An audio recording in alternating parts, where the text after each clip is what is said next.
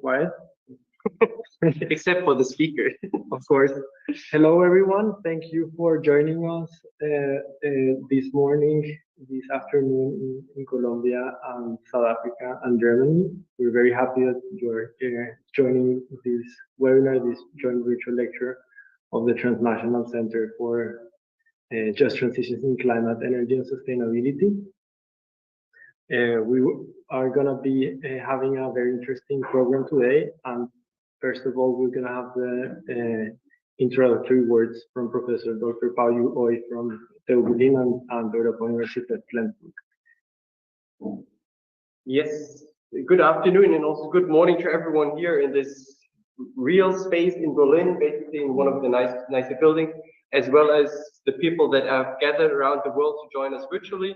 We're having here a room with, I would say, including presenters, maybe around 15 people here in Berlin, and we I think have close to 30 people digitally joined. So basically, all in all, it's a nice group of people interested in different aspects of just transition. And I think something that we talked also this morning within our workshop was that we come from different disciplines, and coming from different disciplines, words mean the same in a written form, but we understand a different meaning behind it.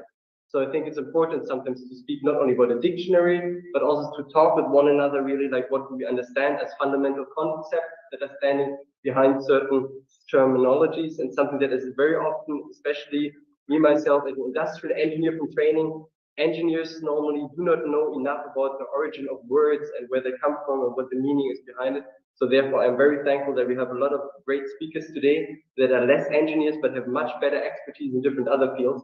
Not meaning that you don't know anything about technical aspect, but you definitely know a lot about other aspects of just transition. So therefore, very glad to have all of you here. We will have everyone within this room speaking English. Everyone who wants to hear the Spanish translation within Zoom, you have to switch the channel into Spanish, which Felipe will also explain in Spanish, make it easier for them. I think I know everyone here in the room, so I know that everyone, all of you speak English sufficiently well to understand it. If there is, by Roberto, an input in Spanish, we will automatically hear the English translation, so therefore we don't need translation service within this room. So therefore this comes quite in handy for us. And I'm otherwise just here to say a warm welcome to everyone to this virtual lecture that we are having in Berlin/hybrid within this tragic week that we are having as a basic opener also to what is happening tomorrow and the day afterwards at the Auswärtige Amt Foreign Office on many different other topics from the climate centers as well as the health centers. And now enough from my end, and I will hand over to Felipe for some short Spanish explanation to some people that are not that familiar with English. Sí, para todos los que nos están escuchando en español, muchas gracias por acompañarnos en el espacio el día de hoy. Si necesitan del servicio de traducción, lo pueden encontrar en los canales, en el icono del globito, en la parte de abajo de la interfaz de Zoom. De lo contrario, pues también se pueden conectar en el canal de habla inglesa. Tendremos el día de hoy 3 presentaciones seguidas por una ronda de preguntas y debate tanto con el público en vivo, en directo, como al público virtual. Entonces, espero que nos acompañen en este tiempo y por favor no duden en decir si hay problemas con el audio o de algún otro índole a través del chat. También les recomendamos aprovechar la función de preguntas y respuestas que está más abajo en la interfaz de Zoom. Y con eso paso también a inglés. There is the opportunity to ask questions in this Zoom webinar, so we're kindly invited to use that function. And having said that, I will go to the virtual lecture that we're planning for today. So today I'm going to be moderating, sadly, only by myself. My co-moderator, Professor Dr. Andrea Cardoso from University of Magdalena, had a couple of inconveniences with her travel arrangements, and is only joining us this evening in Berlin. But thankfully, we will have another very important contribution by Professor Roberto Almanza from the University of Magdalena as well. Today, we're going to be talking about what we've tried to call the fundamental controversies or the emerging controversies on just transition that we've been coming across in our work as consortium, as scholars, but also as citizens in this troubled world that are experiencing and noting how fast and accelerating the pace of the climate crisis and climate catastrophe is unfolding. As we speak, and we're welcoming you, we have 25 degrees in Berlin and have the longest amount of hours of sun in the record, one of the worst droughts in recorded history all across Europe. And in the meantime, we're having some of the worst floodings and rains across big parts of Pakistan and also South and Central America. We're having not the idea of a catastrophe, literally a catastrophe unfolding in the present, not one in the future. The apocalypse is occurring right now, not sometime in the future, but we are simply not experiencing it equally. And today we're going to be hearing a couple of important inputs, provocative inputs, perhaps necessary, critical perspectives on what it is that just transition seek to overcome, what it is that just transition seek to achieve, what justice, what sustainability plays in just transition. And we're going to be hearing that from three very special scholars and colleagues of this consortium. I will present them as they, or introduce them as they begin their presentation. So first we're going to be hearing Michelle Pressend, the academic coordinator of Tragics in South Africa. Michelle, the floor is all yours. Thank you. Can you get my slide? Yes, of course. Good afternoon, everyone. 10 minutes is always very short to have challenging conversations, but I'll see how I manage. So, the title, Engaging with the Lacuna of Just Transition. I can do this from here. Thanks. So, yeah, I use the word like lacuna. It means a missing part. There's a gap, and I put that picture up that my sort of now research assistant Charlize found, with the wind turbines at the back and the big coal hole and the coal power stations. And often I think this conversation on just transition is rather limited to this transitioning from fossil fuels, from coal to green energy. And I like the scholar Vishwanathan, the Indian scholar. He's very critical on the Brundtland report, the Sustainable Development Report, and he puts that quote that our struggles are now in some bureaucratic report that we have to follow.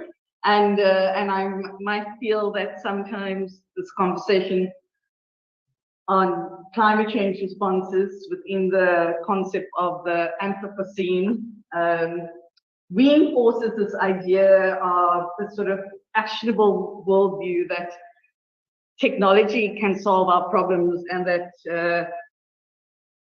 humans, not all humans, but many humans think that we are processors and masters of nature, and we can then come up with these innovative ideas to solve these difficult and challenging problems. But there are many concerns around kind of move that's happening in the world around green growth and green technology. I just want to say, some of you may have heard of the book, we haven't read it, by Timothy Mitchell. It's on carbon statecraft.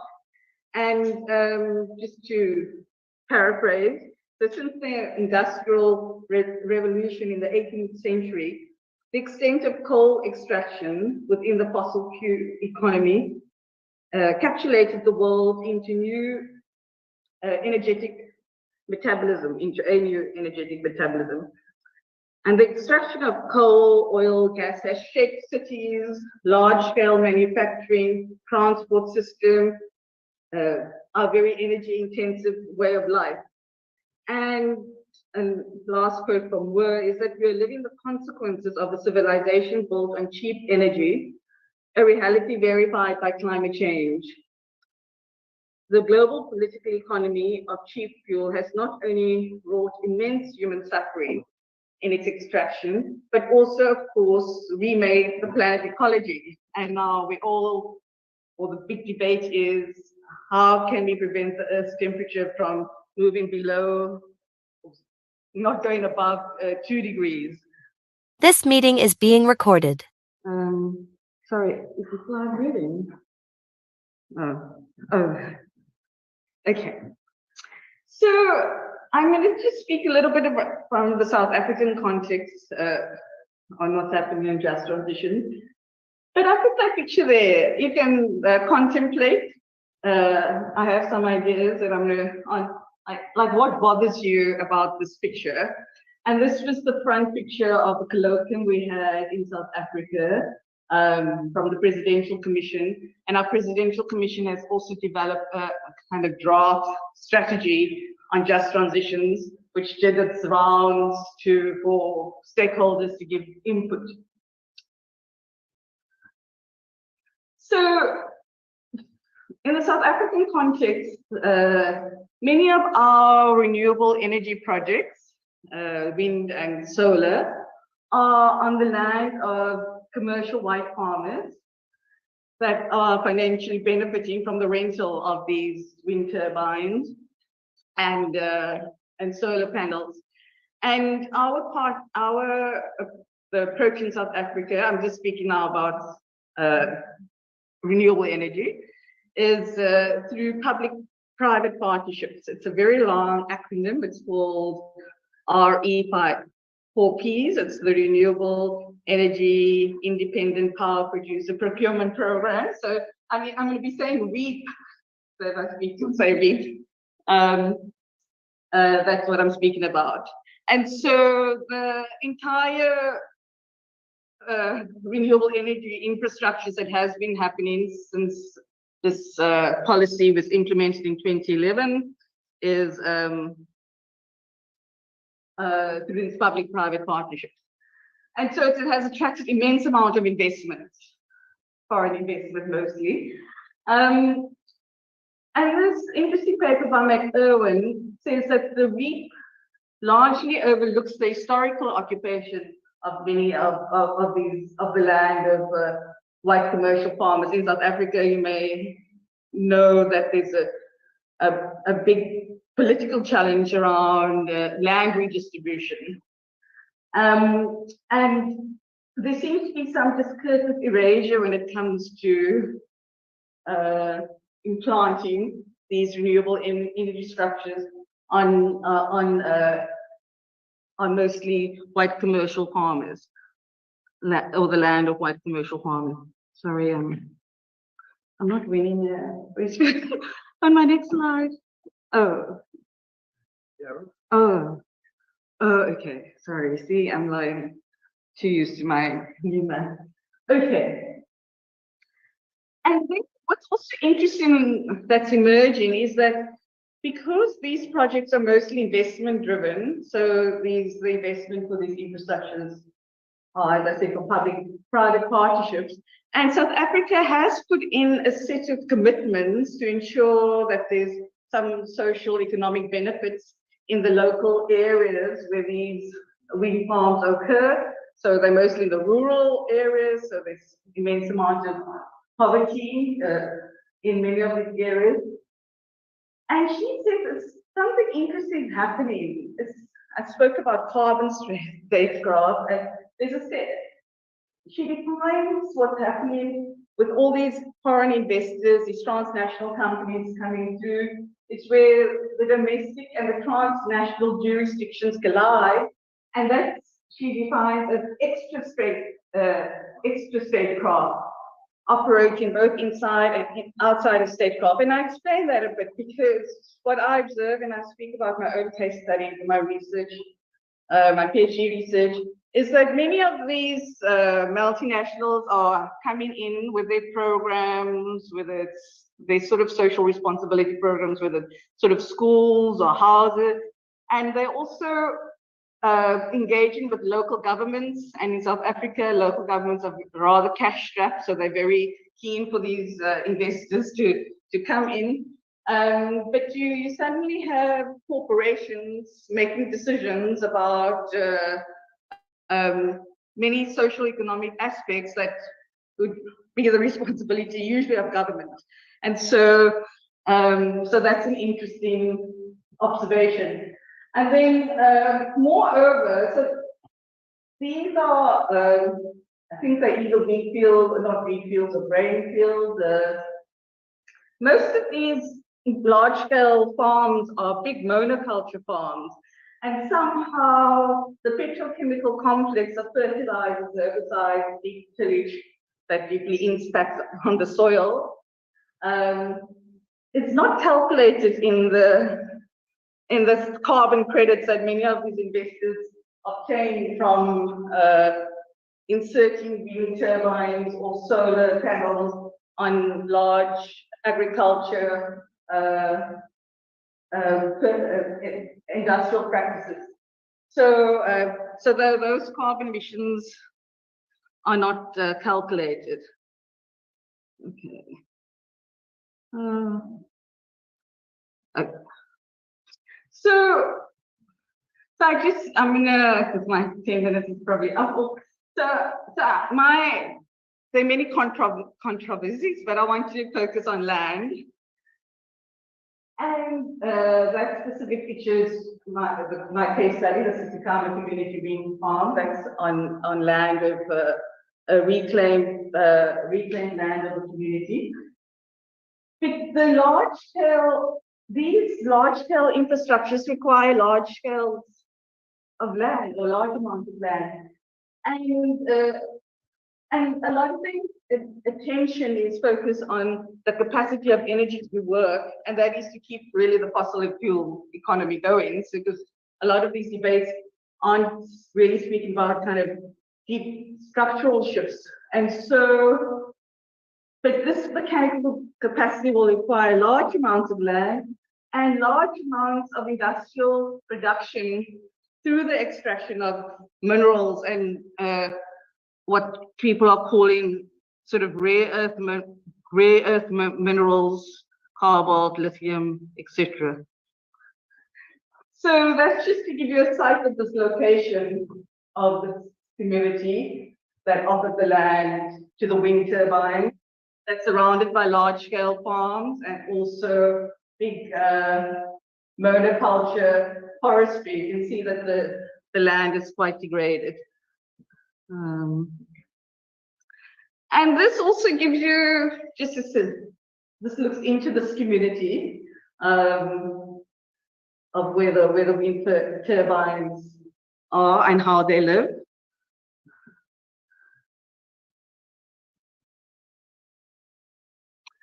And there are many paradoxes. I mean, I already mentioned some before, but one of the biggest paradoxes around these renewable energy infrastructures is that the electricity bypasses the community. And here's the partnership where the community is, well, in partnership with a big corporation. They are second biggest mining company, Exara, that are thinking through their own transition out of coal to wind. And they're, in retrospect, a very good corporate social responsibility company, because they provided buses for this community because children had to walk 11 kilometers to school.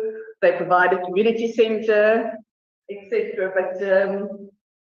But as I said, yeah, what people are saying is that we offered our land to wind turbines, but we're living in darkness. And so I guess this is an invitation to open up the discussion around post-capitalist productive thinking. And today we were just having a small discussion about capitalism as socialism, and I'm thinking, oh no, I don't like to operate in those binaries, but what my favorite column work calls the Capitalocene, or he speaks about how the world, through Cartesian revolutions, puts the entire world to work for capital. And so it's a way of organizing the world around productivity, plunder, for capital accumulation and profit, is that we have to think and shift. And a lot of these just transition or energy programs have found new ways through financialization to make more profit. So, yes, so we really also deal with questions of ontology, of way of being, and epistemology of how we know things are the way they are. And the world's really just, mostly organized around an ontology of Western modernity. And so there doesn't seem to be space for other ways of thinking of us humans in the web of life. Or those ideas exist, and in many indigenous cosmologies have a very different relationship to ourselves, to others, and the non-human world. But in this just transition debates and the Anthropocene, it seems to be locked out. So just to quote this last part of Chris, is that, yeah, there's a failure to make space for alternative framing of humanity and our place of humans and their actions in the web of life. It seems like we all have to follow the kind of industrial development approach. And then just to end with another favorite South American scholar, Arturo Escobar, and he also makes an invitation or call to stop burdening the earth with our dualisms of separation of humanity, nature. We need to start seeing things in a more interconnected and interrelated way. And he calls for ontological design, and that is the design of other worlds and knowledges. And I was thinking through some of these, and when Andrea comes, she will speak about through ideas of ecofeminism, indigenous knowledges, more decolonial ways, and some of the principles are around reciprocity. How do we, around beyond vivere, how do we consume and produce what's enough and what's in harmony with nature? How do we improve more participatory approaches? So how do we think about restoration and regeneration? So how do we really think about regenerating life or reaffirming life as we go through these transitions? And this design no longer involves the sort of taming of the world where we think we can master and process nature, but it is a way of building ideas that where humans and both the earth coexist together and flourish. So that's it from me. Thanks.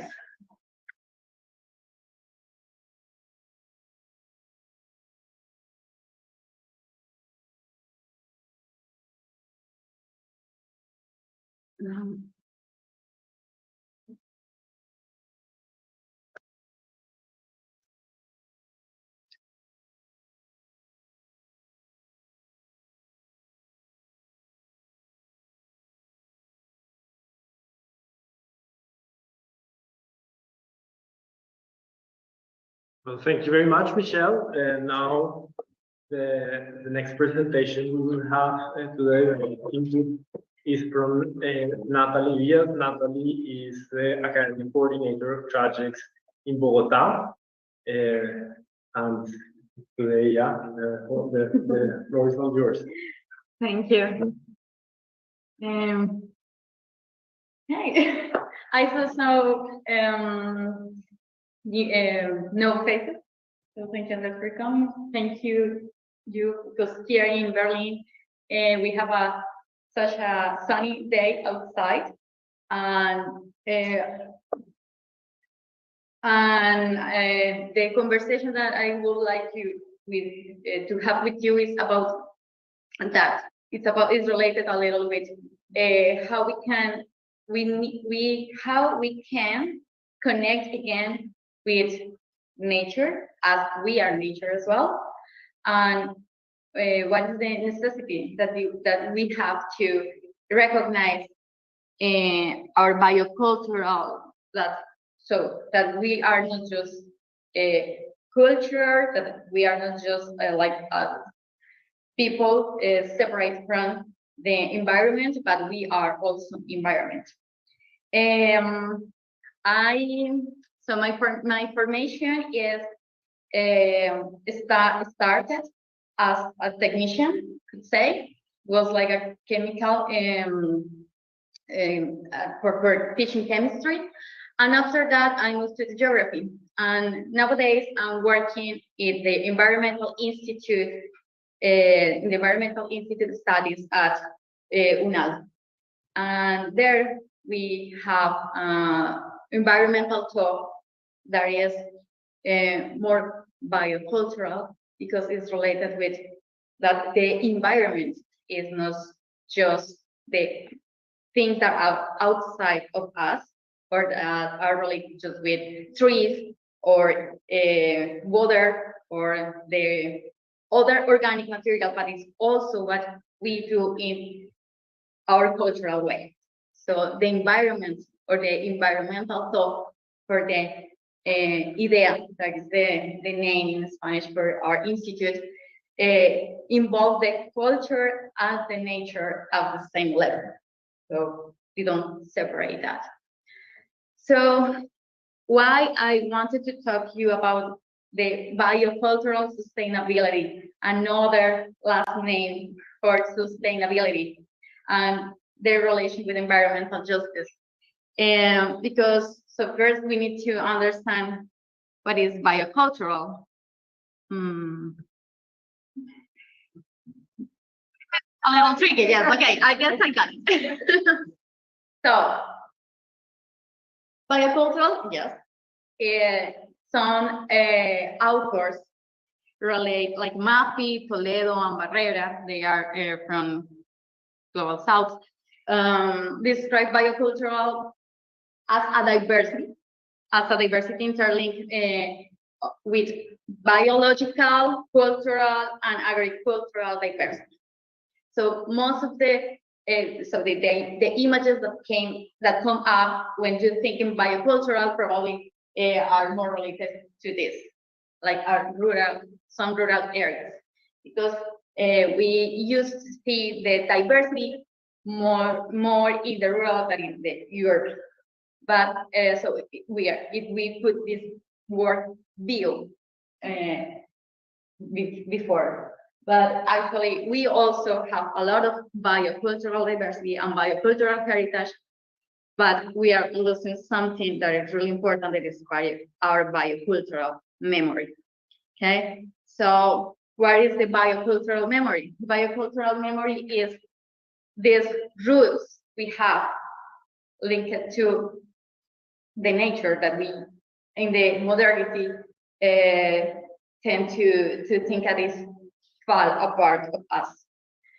So the biocultural memory is, for example, the memory that allow us to know that if we put some mint leaves in some cold water, we could relieve ourselves, because we know that these leaves have some components that make us feel better. Yeah, but we just have a reduced memory right now about what is in nature, what is about how to connect with ourselves as we are nature. So we also need, or more frequently need, to go outside, to go to others, to go to other experts, to other editions, or talk with other outside of ourselves to understand ourselves. And that happens also with all the environment. And this is surprisingly happening so fast in the global south and in Latin America. I bring with me a leaf. It's not mint. I don't know if you know what is this, if you recognize this. Any of you? Coca. Yes, this is coca leaf. Okay. I don't know if any of you knows for what is useful this leaf. You know what? In the heights, if you go with the bus or something like that, then otherwise you get car sick. Could be, but wait, take care because it's a little crunchy. Okay. So, do you have an idea about what could be the use of that? For tea, okay. Any other idea? Excuse me? Ingredients? Pain relief. Good. Of course. Yes, but you know that the country I belong to, Colombia, has been famous for the coca leaf. And this is changing in the recent times, but usually people when listen about coca thinking drugs, yeah, and don't recognize the coca for this shape. I don't know if you, when you're thinking coca, what color comes to your mind? White, yes, but no, coca is not white. Coca is a leaf, a green leaf, or yellow if it's more dry. Okay, what happened with the coca leaf? The coca actually is a medicine. It's a medicine for the traditional people of the Andean countries, not just for Colombia. It's a medicine that, as Andres mentioned, is good for the pain relief. It's a medicine that I used to put in hot water as the mint leaves when I have my periods, for example, and works perfect. And that is part of my biocultural memory. That is part of the biocultural memory that we in Colombia are recovering and trying to get apart from or change the discourse of the fear that the transformation of the coca on a small part of the coca, one component of the coca, make in our biocultural memory. This is, so the drugs are not really our biocultural memory. This is something imposed as well. This is a discourse of fear that has been threatening our biocultural from this plant, and that happens with a lot of things in our environment and here as well. For example, if you think in the pharmacies and on that business, this business has changed a lot our biocultural memory for everyone in every world, and we just saw that in the pandemic that we kind of passed away. Okay, so the situation is also with the grains, with the seasons, with our sense of place, because sometimes for all of us, it seems more real, like these closing spaces or the relation with the laptop that the spaces outside. And sometimes we feel threatened as well for the outside because we have lost and we have cut this connection with our biocultural memory. So what are the pledging of biocultural memory? As Michelle already mentioned, things are exploitation, the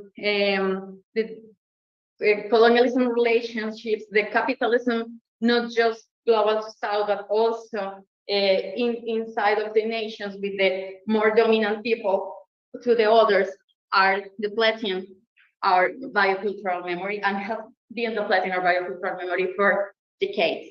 This is a fragment of a magazine, a Colombian magazine, from the situation in the Guajira region of our country, that's in the north of the country. And this person that is called Felipe as well, just mentioned how they lost their heritage, how they lost not their resources, because they're not. So if we just keep talking about resources, when we think about the soil, the water, the air, that also could our memory, that our biocultural memory and our the possibilities are being autonomous, are being more sustainable in environmental ways, and to tackle the or to get, the environmental planetary justice. So in this testimony, you can see that he said that they felt privileged with the water sources that gave them the precious liquid for the families, the streams, the ways, but that has changed a lot in most of our regions because of things like mining, for example, and other kinds of exploitation of urbanization as well. I have to mention that it's not just some critical areas of some critical business as which have played in our heritage. It's also some of our developments, other kinds of developments. So, what is the importance of the biocultural memory? Because the biocultural memory has a really importance to be connected with our own purpose, be connected with the place in which we was born, be connected with our families, be connected with the others, and not the others in human terms, but with the non-human communities as well, and to understand better what is our part in this system. So the biocultural memory is defined by Matthew as an inextricable link between cultural, biological, and agricultural diversity. Some of the most recent definitions put the agricultural into the cultural as well. No, excuse me. It puts the cultural also as a linguistic, ethnical, and a lot of other activities. So, but so ethnodiversity, biodiversity, and agrodiversity are especially related, and all the activities related with being humans are also part of this cultural diversity. If we lost our heritage, if we lost our territories and the soil, the water, and all the possibilities to recover that, we also lost the cultural and the agrodiversity, the cultural diversity and the agrodiversity. For that reason, it's important to always talk about the linkages and not separate the parts. For that reason, Augusto Ángel Maya, that is the thinker that in which the IDEA, our institute, based all their programs and studies, so what he mentioned is really important because of that, because he thinks that environmental also includes social, the cultural, the economics, and of course, the nature. So,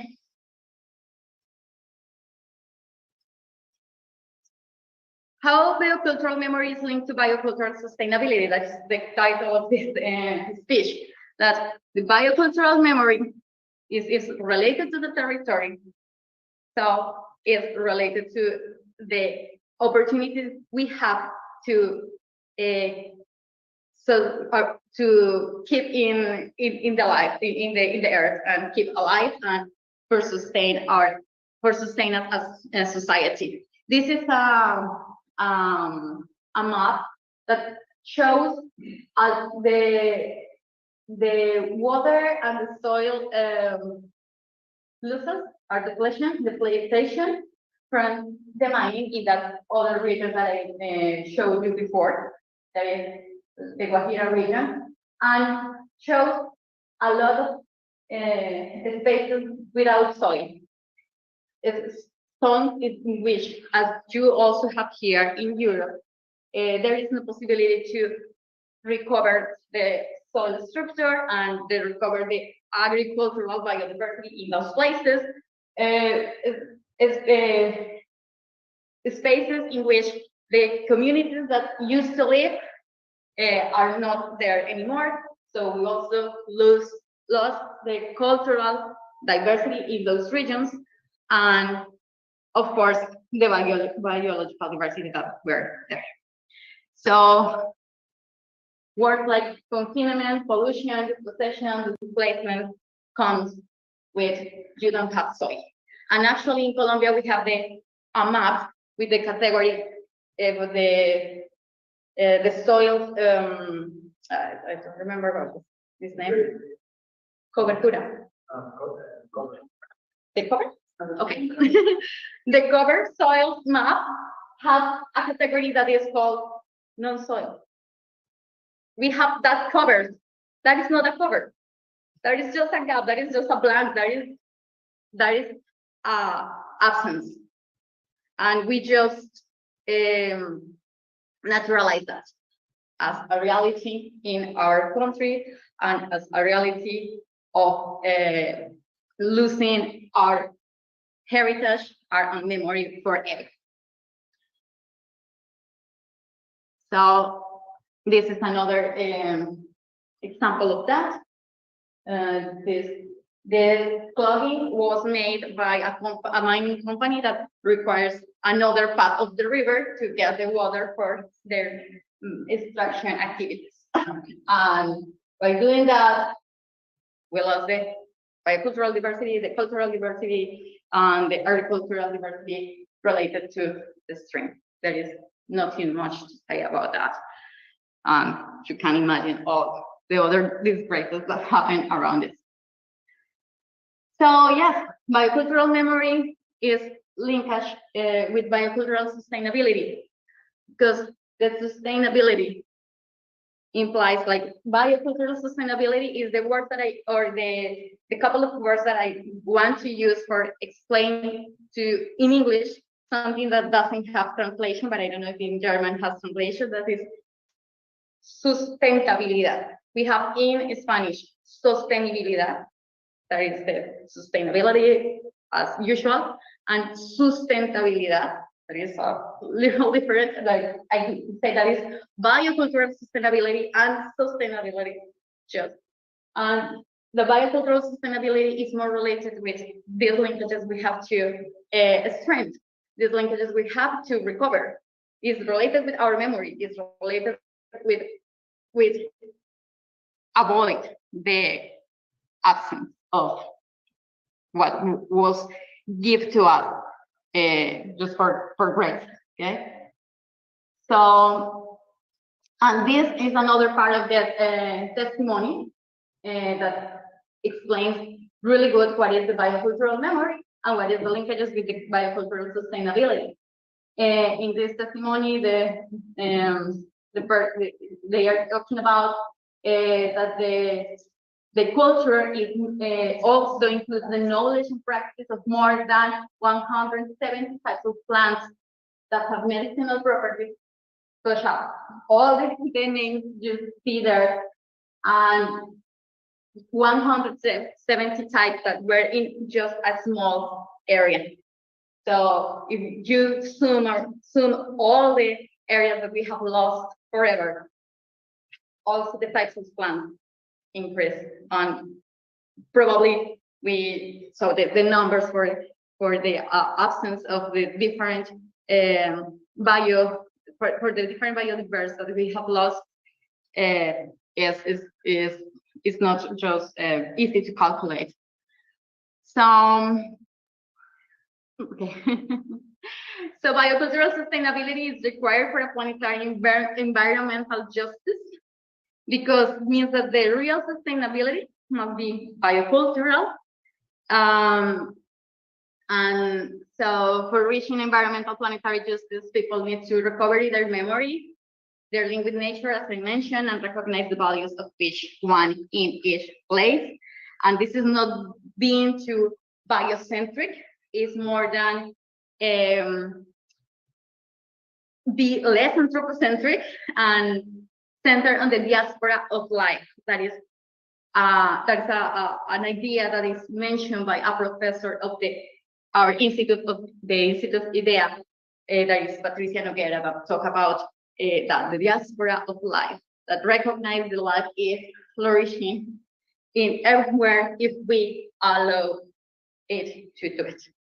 And that is a little piece of the environmental of the global south in Latin America. Thank you.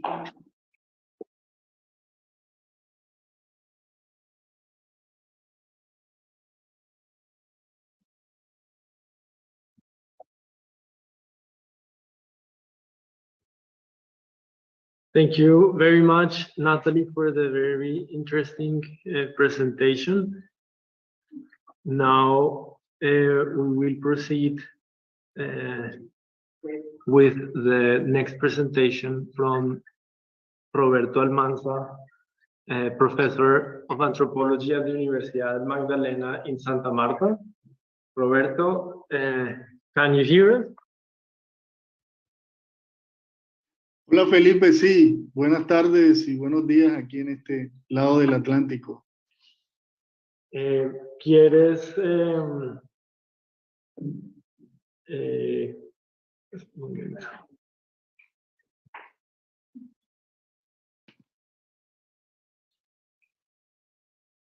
compartir tu cámara?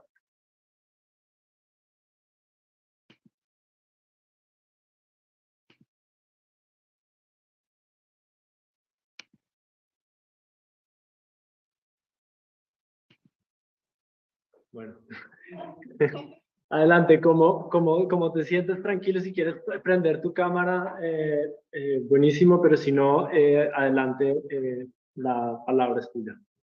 We are in the English channel.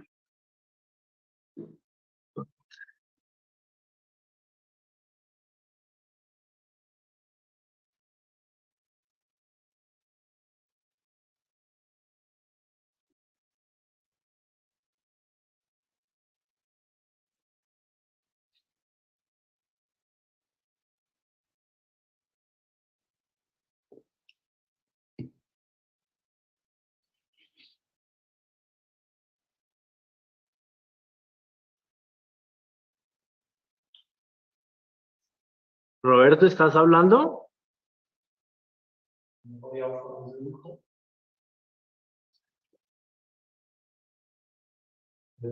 The translator is now speaking on a different channel. Like you're not on Zoom call. No, directly not, but Yeah. No. So we are considering it on the call. it's gonna be concluded on that wall. Roberto, ¿estás hablando? I'm afraid it's from the. I will try to connect. Okay.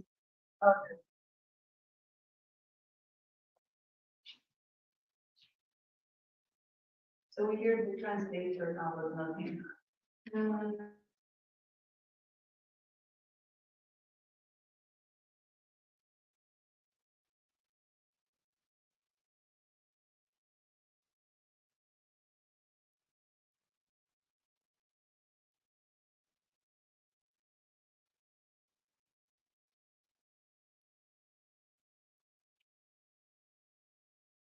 Sí, sí los escucho. Adelante, puedes proceder con tu presentación.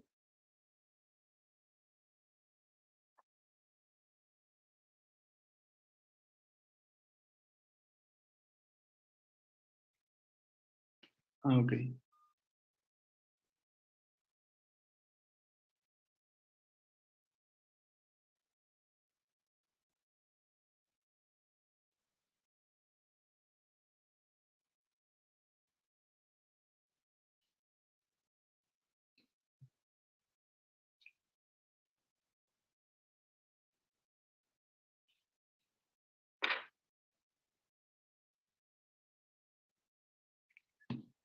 Listo.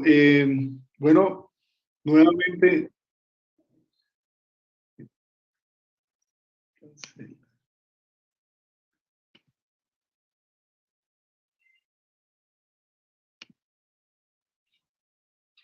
Hola. Bueno, muchas gracias por la invitación y un saludo a mis compañeros de mesa. Quiero comenzar esta conversación a partir de una pregunta que resulta como metodológica para mis propósitos, ¿no? Es, ¿qué nos trajo hasta aquí? ¿Sí? ¿Por qué pensamos hoy en términos de la urgencia de construir transiciones justas? ¿Mm? ¿Por qué es importante y por qué se relaciona con las epistemologías afrocaribe y la perspectiva decolonial? Lo primero que hay que decir es que eso que nos trajo hasta aquí empieza a configurarse en el Caribe y posteriormente deviene global, ¿sí? Pues al Caribe llegaron secuestrados y esclavizados, estimaciones alrededor de 10 millones de africanos, ¿verdad? Que forjarían las poblaciones afrocaribes, ¿no? Pueblos racializados, empobrecidos, sometidos a injusticias estructurales, pero con una gran firmeza espiritual y un espíritu también libertario, cimarrón. Entonces, el Caribe, digamos, podemos entenderlo como un espacio-tiempo uteral, ¿no? Para utilizar la expresión de la profesora cubana Yolanda Wood, ¿no? En el que vio emerger el diseño civilizatorio con la conquista de las Américas en 1492 y que nos tiene, digamos, en este punto de no retorno, ¿sí? Entonces, ¿qué nos tiene en este punto de no retorno? La modernidad eurocéntrica y la colonialidad, ¿verdad? Y el capitalismo racial. Son estos tres elementos centrales, ¿sí? Por modernidad vamos a entenderlo de una manera muy somera y escueta como un tipo de racionalidad occidental, singular, ¿verdad? Pero que se autoerige o se define a sí misma como universal, ¿verdad? Y la colonialidad, en los términos de Aníbal Quijano, es un patrón de poder occidental, ¿verdad? Que racista, que clasifica, jerarquiza seres humanos, ¿verdad? Bajo una idea de diferencia entre no blancos, explota, oprime, degradándolos a tal punto de percibirlos como un tipo de humanidades frágiles y humanidades prescindibles, ¿sí? La colonialidad podemos decir que es como un tipo de colonialismo desterritorializado y reterritorializado, para usar los términos de Gilles Deleuze, ¿verdad? En otras palabras, el colonialismo no acabó con el fin de las administraciones. El colonialismo no acabó, The colonialism la didn't colonialidad end no acabó with con el fin de or las coloniality didn't administraciones end with coloniales the end of the y la colonial conformación de los administrations and the Estados-nación, confirmation of the esos globales. nation states. Por el contrario, On the las contrary, jerarquías etnorraciales y las non-racial lógicas hierarchies and coloniales the colonial siguen logics ordenando el continue mundo hasta hoy. ordering the world up to today. Esto podemos verlo, digamos, And we can con see claridad en el this caso for latinoamericano. the case of Latin Criollos, America. blancos mestizos, Criollos, heredaron las lógicas mixed, white coloniales, Indians, ¿sí? De los creating the españoles. Y en el caso Spaniards, africano, las burguesías negras colonial logics, se and in resistieron a case of romper del the todo con los imperios y black adoptaron su burgeousy racionalidad. rejected to Pero adopt si miramos these el Caribe hoy, empires and podemos continue with apreciar their una complejidad origins. mayor que But we see resulta the Caribbean estimulante today, para it pensar is more el complex. problema It's que nos stimulating convoca, to la think about the transición problem justa that is o las calling us transiciones today, justas. the En el just Caribe transitions. Here antillano in the o en Caribbean, el Gran Caribe, the Great hay Caribbean, repúblicas, hay there estados are socialistas, republics, hay territorios de socialist ultramar, states, hay estados libres y democracy asociados, states, países del reino de los associated Países states, Bajos, es decir, una multiplicidad de Netherlands estados que is desbordan there. So there are todas multiple nuestras states lógicas that alrededor de, come de over lo que es all the soberano, logics ¿no? O de la around what soberanía. sovereign means. Pues los sujetos afrocaribes son The producto de estas Afro-Caribbean vorágines subjects are coloniales, produce of ¿sí? this Que los hace colonial mirar con sospecha growth that los is cantos de making us sirena to que see vienen with del some norte success global, the sing o que of the surgen, digamos, mermaids, de estas or personas that también que están arise en el from these poder, people who pero are que reproducen las lógicas they could have the power del but norte are global, ¿no? reproducing the logics Jerarquías of the etnorraciales, global north, racialización hierarchies, de los not territorios, racial, en fin. racialization of the Aquí ya nos territories. aproximamos a lo Here que we are approaching los what cubanos llaman the el mango Cubans del are arroz con calling mango. the mango of Eh, the rice Pues and muchos mango. pensadores y So many pensadoras afrocaribes Afro-Caribbean anticoloniales thinkers, entendieron anti-colonial que thinkers eso que understood emergió en that what emerged in 1492 no era un 1492 problema wasn't de una problem economía, of one sino era economy. un On the contrary, proyecto it was a project civilizatorio, to sistémico, civilize, a estructural. systemic, ¿Sí? structural Uno project. ve esto con mucha And claridad we en can los see trabajos this de, por lo clearly menos varios, pero in the solamente works of citaré a dos, en many Necesser y Frank Fanon, Messeset ¿sí? and Dos Frank pensadores de Fanon, la two isla francófona de thinkers from Martinica, the quienes Martinica, desde sus posturas French diferentes speaking with different plantean una crítica posture. They demoledora a los presented a critic fundamentos to de la the fundaments civilización of the occidental Western e insisten en la civilization, and they necesidad de insist on the edificar need un to nuevo humanismo build a new que humanism verdaderamente that abarque la will really diversidad de lo cover humano. the human Porque no es diversity, solamente, because digamos, it is en not este sentido, just in this sense, la and tradición anticolonial del the Caribe se anti-colonial conecta Caribbean con la tradition is teoría y la connected praxis with the decolonial. theory and colonial Lo de praxis. colonial no solamente es un discurso Colonial, académico, it is not también an academic speech, es it un is movimiento also a que, digamos, movement conversa, that lucha con los is movimientos talking, sociales, fighting with the en social muchos casos. movements in many cases.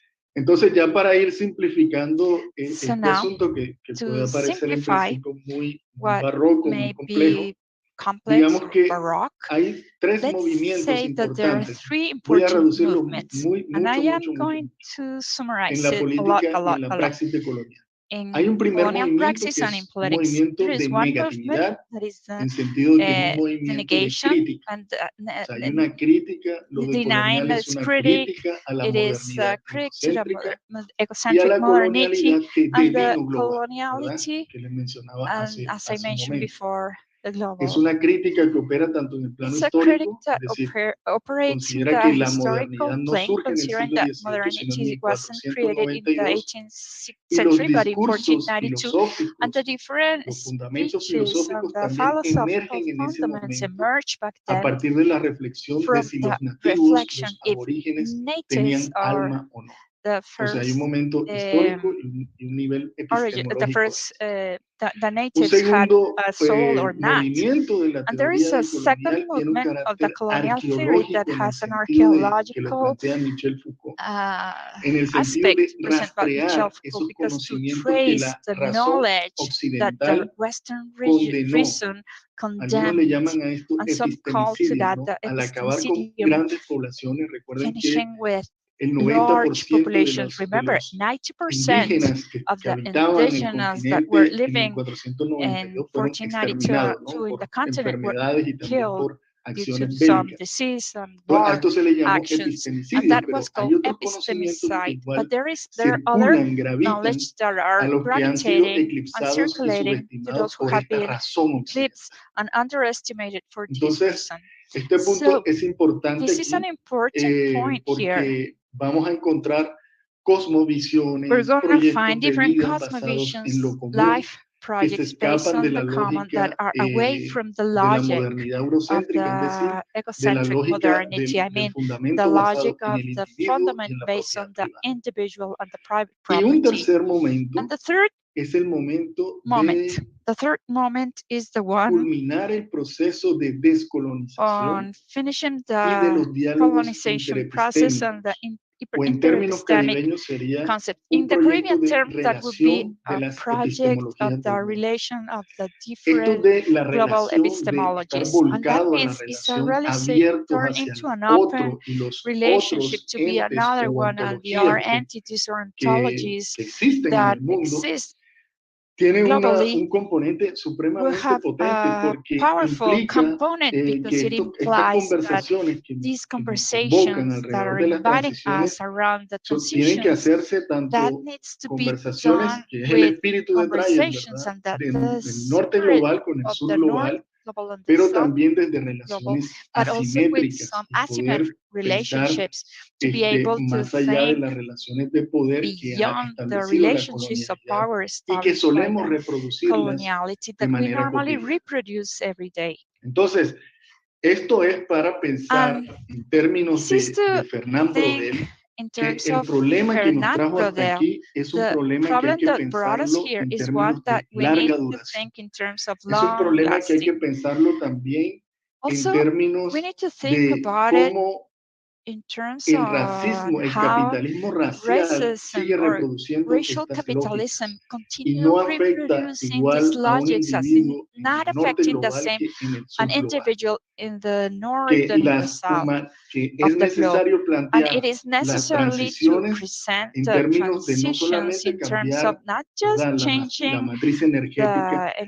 power sino matrix, but pensando en also eso que mencionaba thinking Michelle on en what términos de Michelle was un nuevo mentioning diseño in de la vida. terms of a new Tenemos design of algunas life. experiencias que son minoritarias, pero que pueden permitirnos imaginar otros horizontes distintos, ¿no?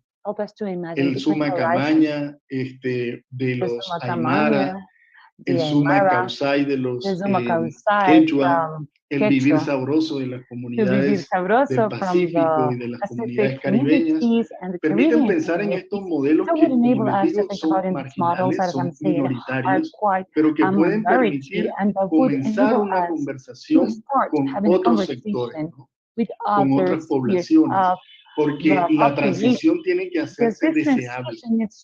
Y creo que ese es uno de los desafíos importantes que tenemos, que estas conversaciones puedan llegar, digamos, a las comunidades, que esto pueda discutirse y que puedan estar dentro del horizonte de lo pensable, ¿no?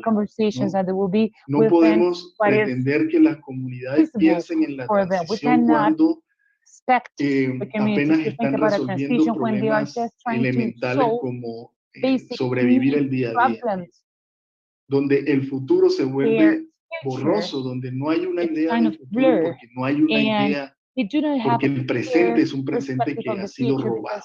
De manera que es una apuesta, es la necesidad de tener diálogos interepistémicos, pensar en pedagogías también, que estas conversaciones puedan llegar, puedan circular, puedan volverse un sentido común en términos gramscianos, ¿no?, que puedan volverse parte del lenguaje de la conversación diaria de las comunidades. Quiero dejar hasta ahí para seguir conversando más adelante. Muchas gracias por su atención.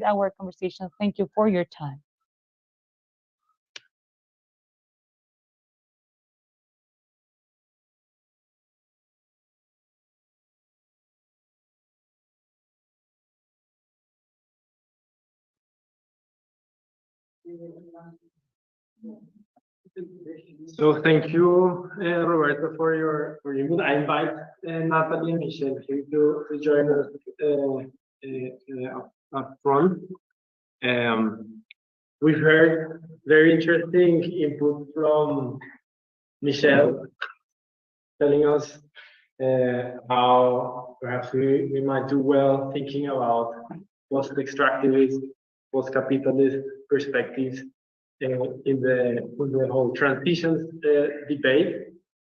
We've also heard from Nataly that this biocultural aspect to sustainability and these biocultural understandings of sustainability that place us in our place, in our context, natural, social, cultural, also political and economic, is a precondition for any potential process for just transition. And we've heard now from Roberto how a lot of that, what we're trying to overcome in this just transition process, is tightly linked to this colonial project that began in 1492, and when many still say that is still ongoing. And as Michelle was showing us, could pretty much be the case. But now, if we are having these different perspectives from Colombia, from South Africa, how can we bring that to the discussion unfolding as we speak across the globe, but amongst others in this inflation and corona and war-ridden Europe? I want us to go back to a point of the discussion we had this morning, actually, when Michelle and Christian had an interesting exchange on what happens when we acknowledge that the system as we know it is not working to produce the sustainability results that we want. That in terms of ecology and social results, we're having a very deteriorating situation, but at the same time, that other alternatives that have been tried in the past, like the experiences that were or are being felt in many authoritarian states, both to the right and to the left of what we consider the liberal mainstream, have been. That would be my question for the three of you. If capitalism is not delivering the expected results or what we need for genuine sustainability, and some would suggest that we need to overcome that in a process also of just transitions. But alternatives that have already occurred in communist countries, amongst others, what would you say should be the alternatives we should be aspiring? Could you elaborate perhaps on this idea of many worlds, of worlds that fit with many other worlds? So I want to say, Nataly is already some of these other worlds, and an important aspect is to shift our cognition. And when I say our, I mean the Western modern is fine. It's a way of thinking differently, and to just this morning I mentioned something about how do we see shift from seeing energy or material needs or substances as stocks. So in the sort of world, in the capitalist scene, we see the minerals as stocks, the soil as stocks, the forest as stocks, and this is the way that we relate that is extractive. And so in a shifting kind of thinking and inviting the other world, it's a different set of values and principles. And then we need to be open to where things are really happening, like in Colombia, in South Africa, even there are many communities that are living more diverse community,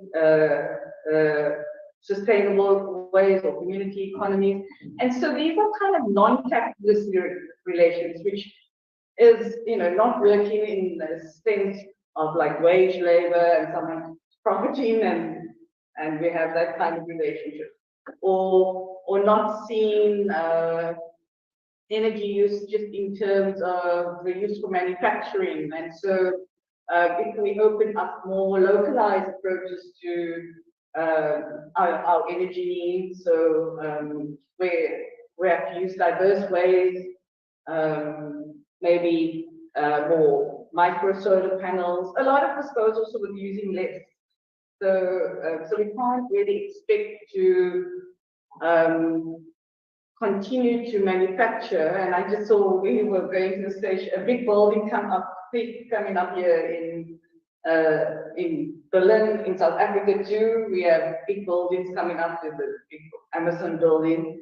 But that kind of building requires an immense amount of energy. It requires an immense amount of cement that also contributes to climate change.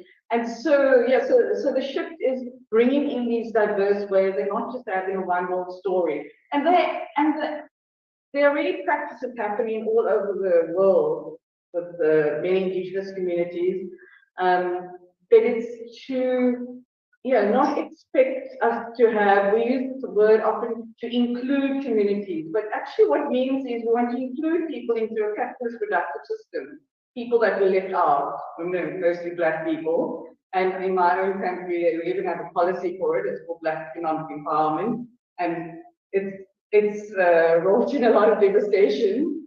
And so it's how do we bring back the entanglements that were still entangled from the soil, from the land. And then these alternatives are co-produced and co-created as we think through how we need to live or provide our energy needs and our water needs and our food needs.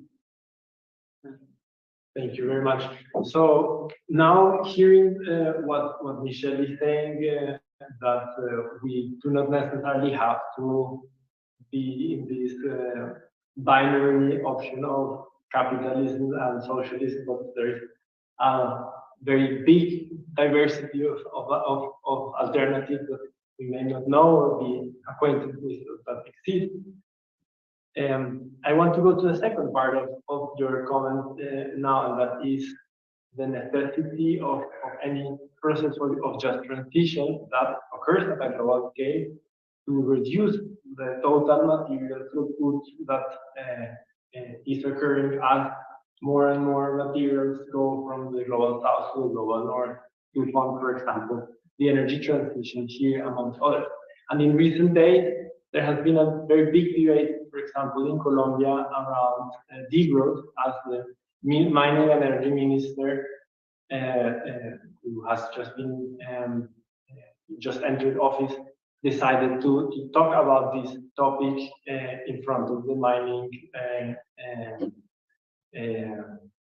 lobby in its annual conference. And I want to talk about a little bit about degrowth for one particular reason, and that is something I would like to invite Roberto or Nataly to discuss, and that is, if we are trapped in this system that or way of life that requires us to consume and need ever-increasing amounts of energy and materials, what could eventually this shift towards recovering our biocultural memory or realigning, for example, with these epistemologies that have been trying to be erased, such as for those from the Caribbean, what could an exchange, a dialogue with these experiences, with this heritage, provide us if, for example, degrowth is to become a potential path? I could say that if we have internalized a lot these 3 R's for the products, for the containers, related, the reuse, recycle, and the other what is Reuse. reuse, reduce, and recycle. We have internalized that. I forgot one, but this is learned. And I think that we also need to remind other games of board that, for example, repair.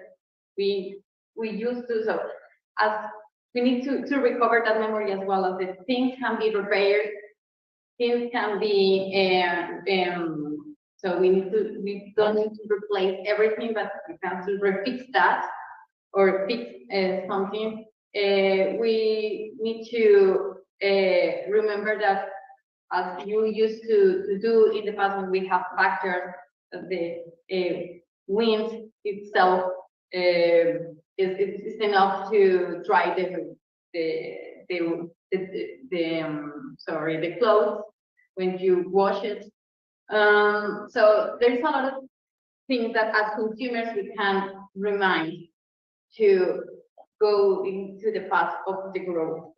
And for example, in terms of we have like doing, we are not aware of what is the potential of our decisions as consumers. And I know you here in Europe have been more aware of that and have used more that potential, but we still need more in a global way to, for example, don't buy something that have this program of substance. So, or just take the decision to buy these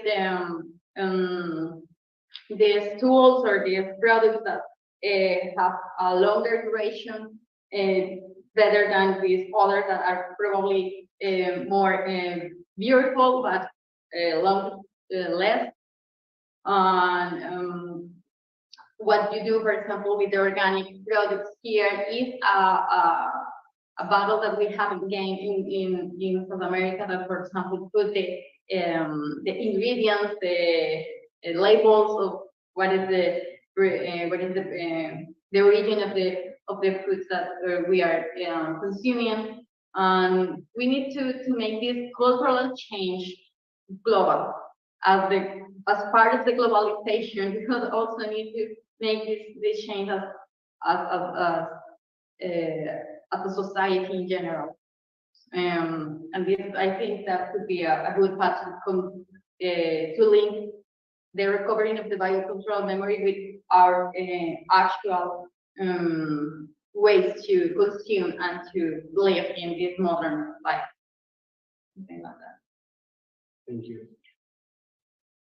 Felipe, maybe I have a question. Yeah, or later. Just one more moment. Roberto, do you want to answer to this question again? Sí, no la escuché, perdón. I couldn't get it. Can you please repeat it?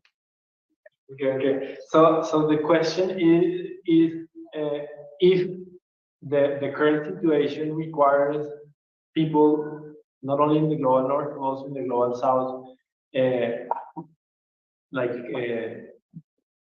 reducing very importantly their material and energetic consumption, if we are to reduce our overall impact on the planet and boundaries. What could, for example, this alignment or rediscovery of the epistemologies of the Caribbean and other epistemologies that have been persecuted for so long time teach us? What can a dialogue of different kinds of wisdom give us? Gracias, Felipe. Thank you, Felipe. Bueno, yo creo que primero hay que entender que esto de la transición tiene que ser contextual, es decir, esto tiene que ser un proceso que se desarrolle en los territorios, pero que tiene que ser también un debate global, ¿no? Y en ese sentido creo que lo decolonial hace mucho sentido, porque esa invitación a pensar en términos de esos diálogos hiperepistémicos tiene que partir de un principio o de un fundamento ético por reconocer que los otros y esas personas con que establecemos los diálogos pueden ofrecer también elementos para enriquecer también mi vida, enriquecernos del diálogo. Yo creo que ahora todos estamos inmersos dentro de la subjetividad neoliberal, digamos, no existen sujetos puros, ¿verdad? O en términos filosóficos, como no existen exterioridades radicales por fuera de la subjetividad neoliberal. Entonces, esta transición implica transitar a otro tipo de subjetividad. Y ese tránsito implica un trabajo de, Fran Fanon lo llama, de sociogenia, es decir, cómo la sociedad se transforma a to be sí misma transformed en un itself proceso de in a mejoramiento, that would de improve reparación de su humanidad, and repair ¿verdad? its own humanity Entonces, yo component. creo que un So I elemento think fundamental one key element tiene que ver con, is con, the one that has to con do que la with transición tiene que ser una the transición transition must be a antirracista transition that won't have y racism una in the midst of it. transición donde And el where imperativo sea la diversidad de lo the humano, given porque condition si would no be the human reconocemos al diversity. otro, Because if difícilmente we do podamos not acknowledge the tomar other, en serio it's going sus to be really tough epistemologías, to take into tomar en account serio their sus cosmovisiones, epistemologies, their ¿verdad? conditions, their Entonces creo que ideas. un aspecto So I tiene think que an girar en aspect torno a eso. must Ahora, go around this. And otro aspecto, y es que something en else that is términos important de esas transiciones with contextuales, this en términos del transition diálogo that must have a global, background behind on the este global dialogue. movimiento, como lo This mencionaba movement, Natalie, I tiene was que mentioned as tener una by Natalie, dimensión de it escala needs to have a global en el dimension sentido de poder of a global scale movilizar in y the sense that conectar it needs to link, la mobilize catástrofe que está causando the el cambio catastrophe that climático, we are seeing by the y que climate uno change, pueda and conectarse that desde una you could comunidad link de lo humano, from your human conectarse con las sphere catástrofes que están and get ocurriendo connected en with la the India y en catastrophe that you're seeing Pakistán, in y India, sentirlo como un Pakistan, problema and feel propio it as your y no own como un problema problem and aislado, not a alejado. problem that is from somebody Entonces, else. la transición tiene que So this convertirse en un imperativo transition needs moral. to O become sea, a tiene que moral, convertirse en un ethic imperativo en el que a uno le resulte issue. And there's where escandaloso you ver a will una feel persona quite shocked by con seeing una someone que consuma de la manera como suffering la or being subjetividad a neoliberal consumer se of encarnó en an nuestros item cuerpos. out of the Entonces, neoliberal. al convertirlo en So un tema moral y when it escandaloso, becomes creo part que of our podemos ethics, ir I think that it transitando, would ¿no? hacia be esos easier for us modelos to walk diferentes, this pero journey es through un these tema different models. But que this is requiere something that de will mucho request diálogo y a lot of de dialogue conexiones también que and a lot of todavía estamos links en la that tarea we do de not have consolidar. right now that we need to consolidate.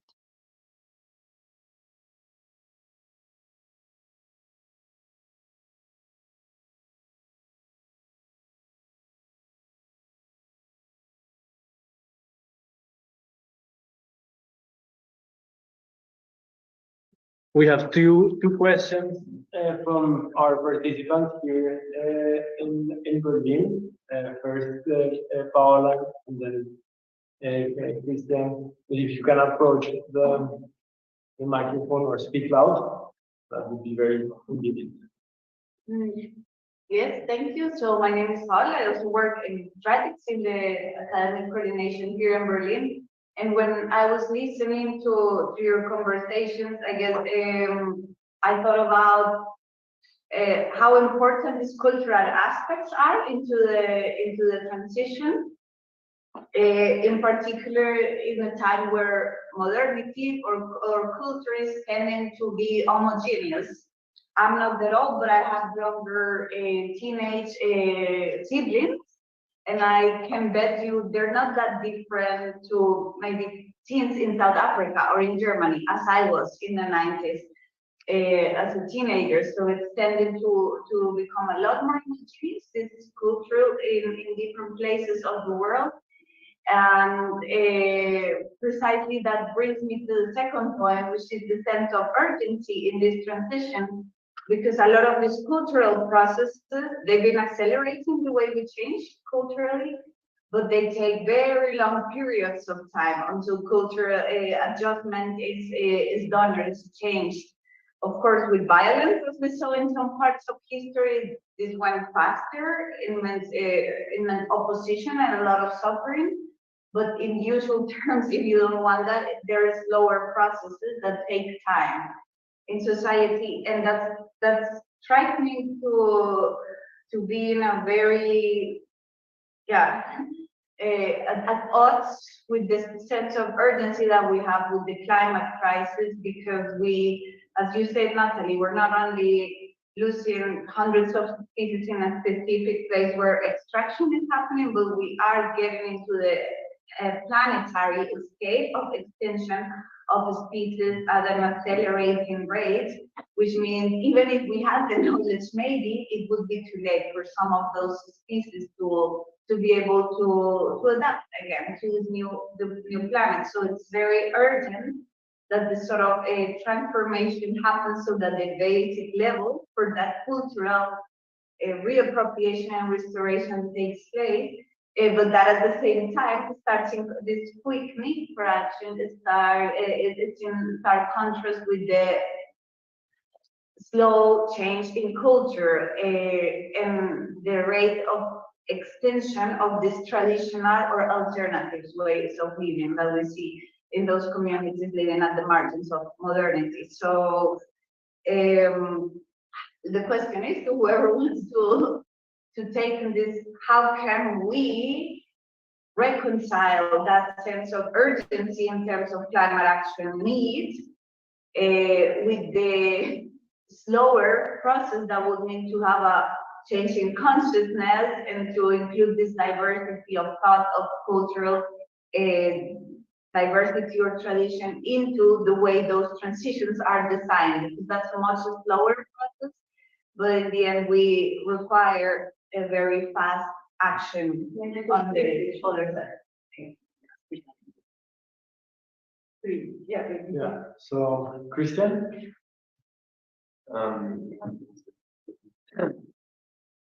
Let me add, first of all, thank you very much for the presentations, also to Roberto.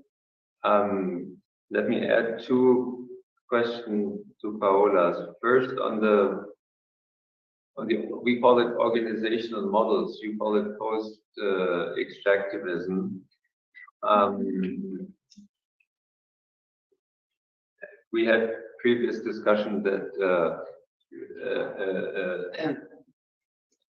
bipartisan perspectives or a partisan perspective, either capitalism or socialism, as was the discussion of the second half of the 20th century, is no longer up to date. The only alternative that I can think of and that I think is interesting is cooperatives, non-monetary exchange through cooperatives, which is being practiced here. Actually, tomorrow is in solar power and Kante and these kind of technical innovation companies are cooperatives. They don't make any profits, they share resources, etc. In that case, the question is, how do you coordinate the rest of the activities? And that's an open question that I would ask. What are the organizational models, and what are then also policies? I don't hear anything about policy in these talks, which is not probably the topic, but I don't see any policies here. Second is coming back to what others could probably understand in the context of the transformation, which and Michelle, you said transition for you is to move from coal to green energies. I'm questioning that. Are you questioning it? Okay, I'm questioning that green energies exist. So so the question would be, would you disagree with my hypothesis that I'm teaching my students is that the only transformation process energy-wise would be towards 100% renewables, independently of course, you say it should not be capitalist, should be decentral, which I agree. Or do you see any place for fossil or fissile energies in that, what you call transition? That's the second question, actually, to all three. Roberto also talked about transition, probably more in a historical sense, if I understood correctly. So thank you very much, and look forward to another discussion. We have a third question. Also for all joining us virtually, if you can raise your hand or tell us if you want to ask questions. Yeah, thank you very much for your contributions. It was very interesting, and I would also like to ask a few questions regarding this new path. Let's say we want to go for in terms of just transition, because I've seen this conflicts that you, for example, Michelle, talked about in many other territories. Also, myself, I come from Guatemala, and there are many troubles with, for example, green technologies going to, or let's say more like using the same extractivist model that fossil fuel energies are, right? So, for example, you have a big piece of land, and what you want is to extract the energy because, yes, it's renewable and you will get some profits, but the profits are ending in the companies, not with the people. The people are still having no electricity, and also they're not being respected as like part of the society, because we are in a world where you have, let's say, white people and then indigenous communities or Black communities. And you can see that as well in certain policies where you also mentioned that you have this kind of differentiation. And my question is also if you think that there are policies really being made for, like, to benefit, to make people beneficiaries or only companies. Because one specific example is there's from the International Labor Organization, let's say it's a policy, actually, it's mandate for companies and also governments to make a consultation before a project is being started, right? Like, for example, if you have a wind farm in an indigenous community, you have to ask the community first if they agree with it or not. And you could say this could be used as an instrument to have a just transition, but at the same time, I'm wondering if this is really an instrument you can use, because in a world where you have to, from this coloniality perspective that also Roberto mentioned, you have this power dimensions and the different, let's say, structures, inequality, racism. Many of these instruments and also policies are not being respected, but neither by the governments nor by the companies. So is this really also like, are they useful or not? Like, are policies even useful in general? I don't know. That would be the question, open question. So, very, very easy to answer and small question. I have the feeling, I don't know who would like to start, either one of you two or Roberto.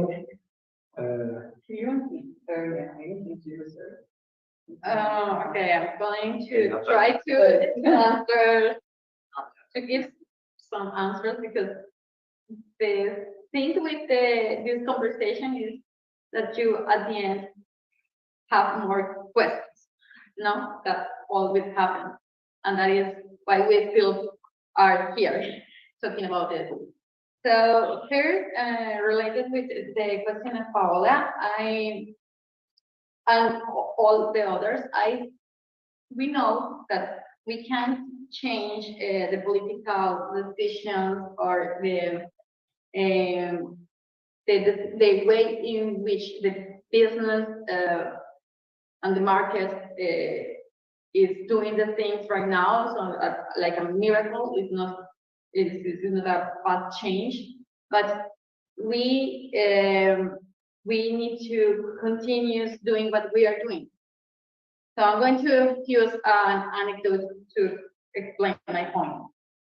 I was reading a couple of days ago on some news or some article about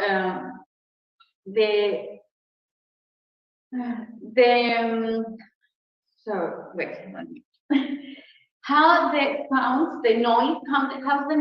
the noise in the urban places was affecting the birds to find a couple, and how the birds have to take two different ways, or make a noise higher, so make higher noise, or change the feathers? No, not the feathers. Like the lambda, the frequency. Thank you. The frequency to a more soft one, like that. So that I think is a good anecdote to make an analogy.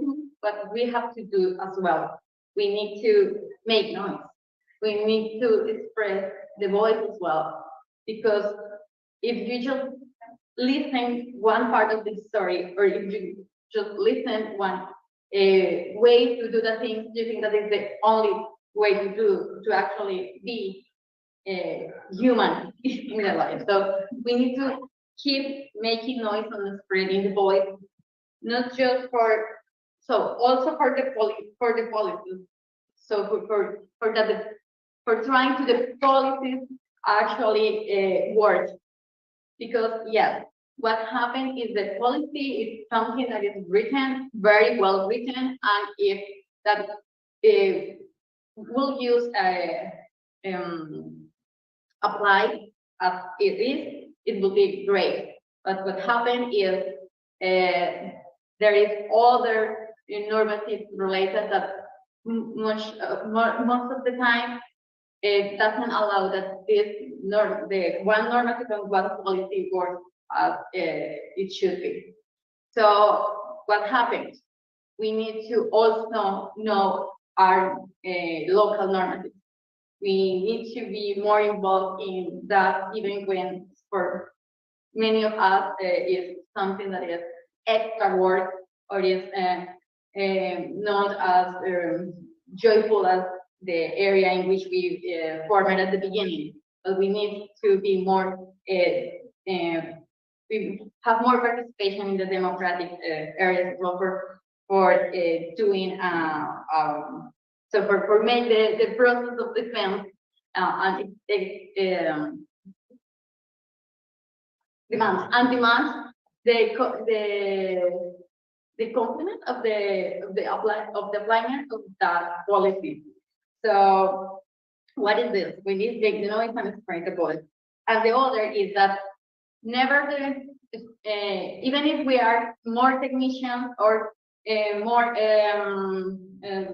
related to the social way, with the social thinking, we need to remember that at the beginning, when we were learning our first things, we were more related with the play, with the game. We were more related with the art as well, and that is still keep being a really good way to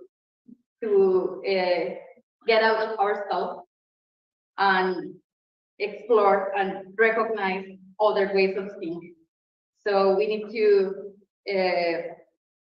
as professors or people that have this opportunity to be a listen for others, we need also to bring materials from the arts, from the literature, from other places to open the sensitivity of our listeners and trying to connect with that roots.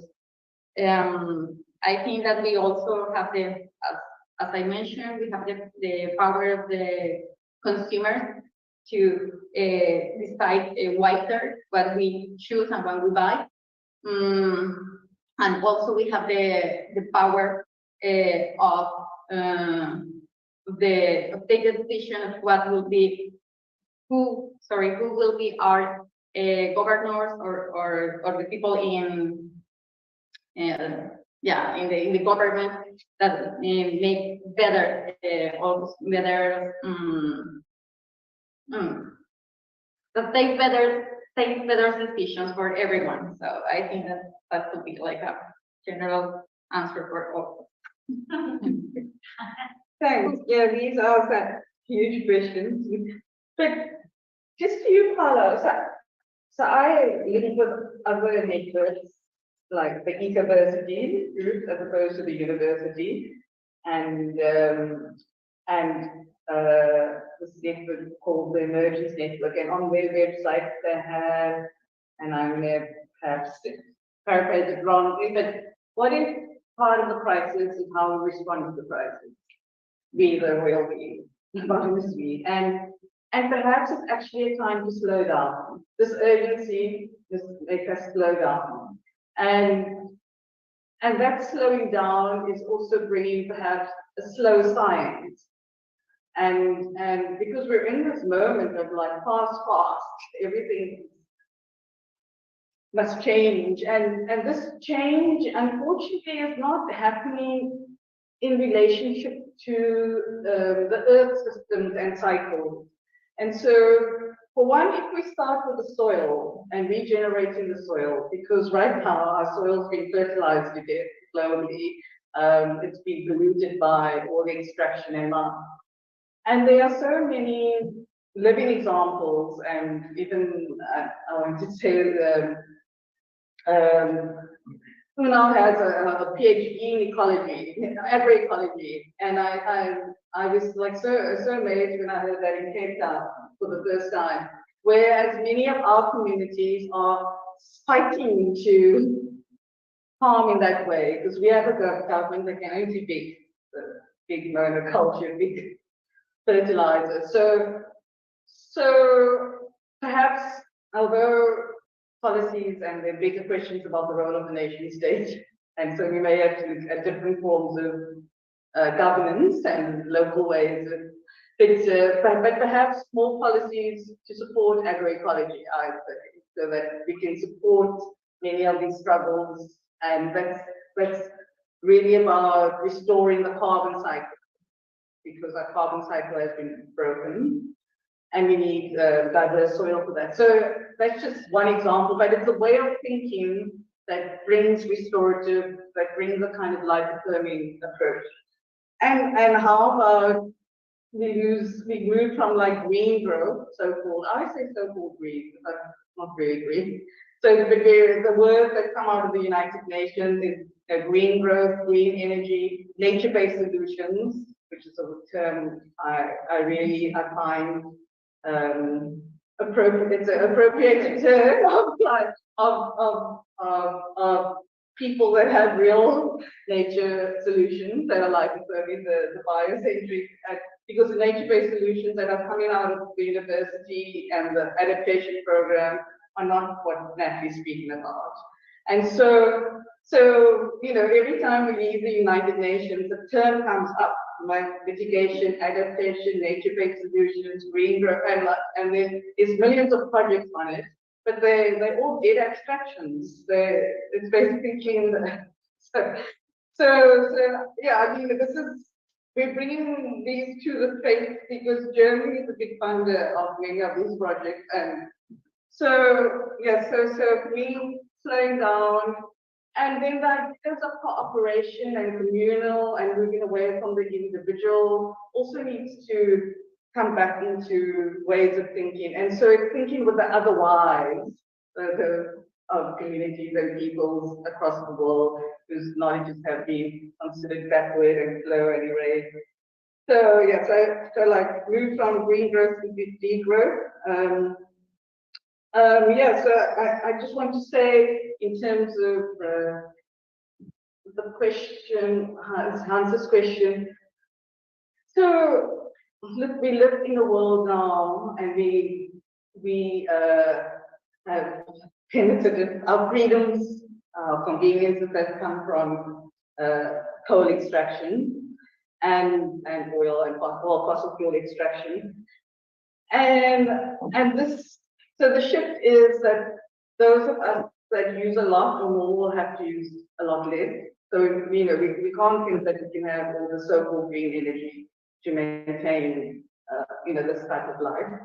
And then there are the people I work with, at least with my research, that simply don't have access to, they can't afford it, access to electricity in the mud. And how do we bring more reach through creative ways so that people can have? It doesn't mean to just switch on the light.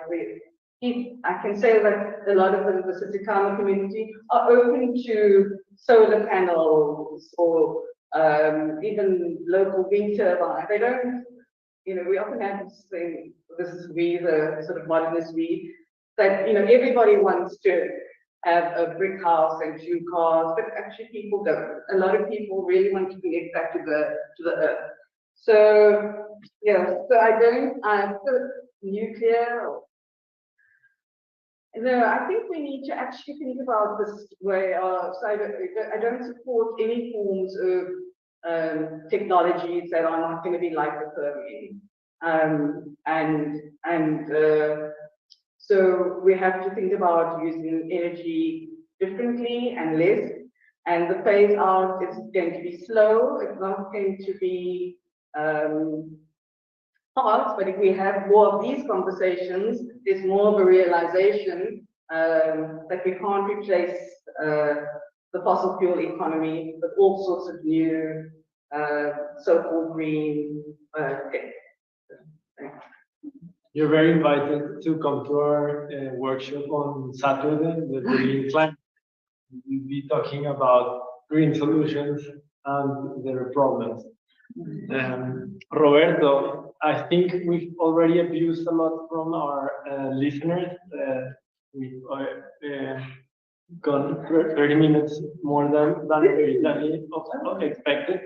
So if you agree, you have the chance of having the last say in this conversation. Claro que sí, Felipe, gracias. Of course, Felipe, Bueno, thank you very much. voy a tratar de organizar una idea que pueda recoger alguna de las inquietudes. Lo primero que hay que decir, basados en esto que quise proponerles, es que la racionalidad moderna no se agota con el capitalismo. Es decir, desde Francis Bacon y de René Descartes, hay una relación de la naturaleza como objeto, incluso como un objeto feminizado en el sentido de que puede ser poseído.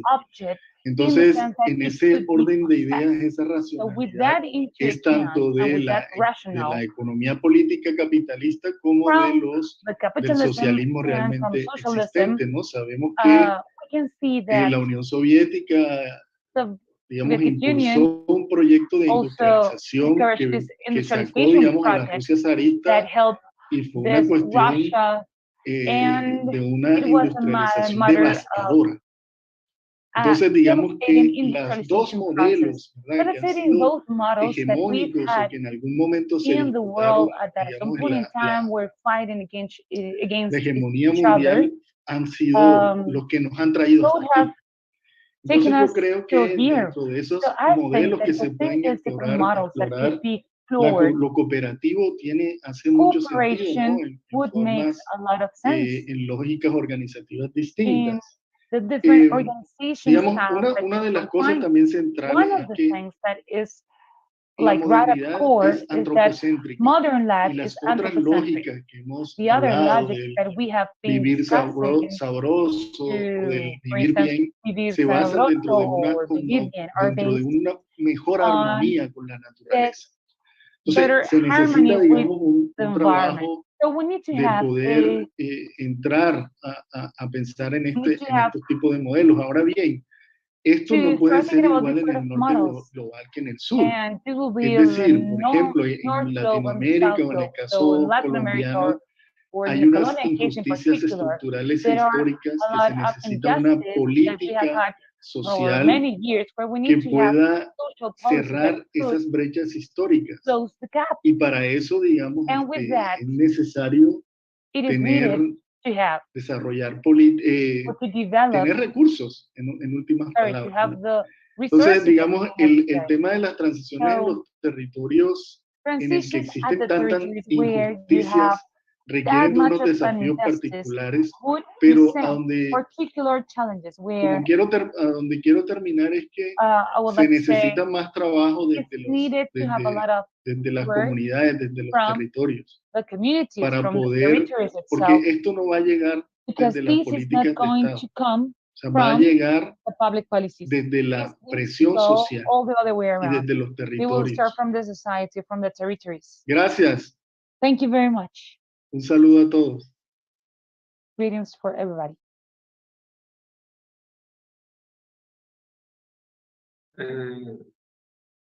I would like to add something. Just in the research group that I belong to, that is STEPA, is led by the Professor Susana. here and also in projects. We talk about the capacity building and left the capacity building, the capacity to install, that is shared, not just what we think, but also what we do, what we know to do, and also receive the knowledge of what others know about how to do things differently. That is, give the capacity itself to the others to also overcome, thank you,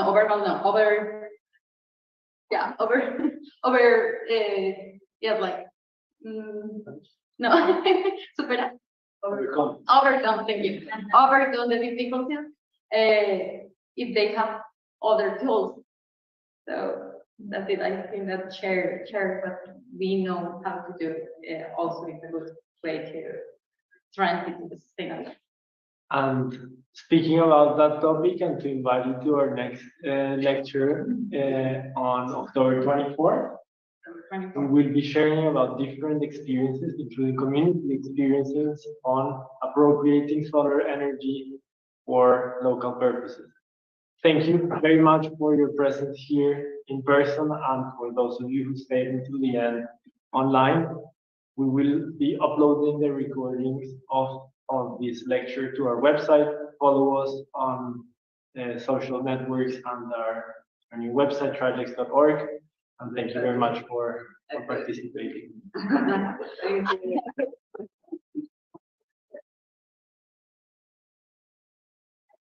And thank you for your patience with my English. Thank you very much also to the translators who did a really wonderful job. We really appreciate you helping us today.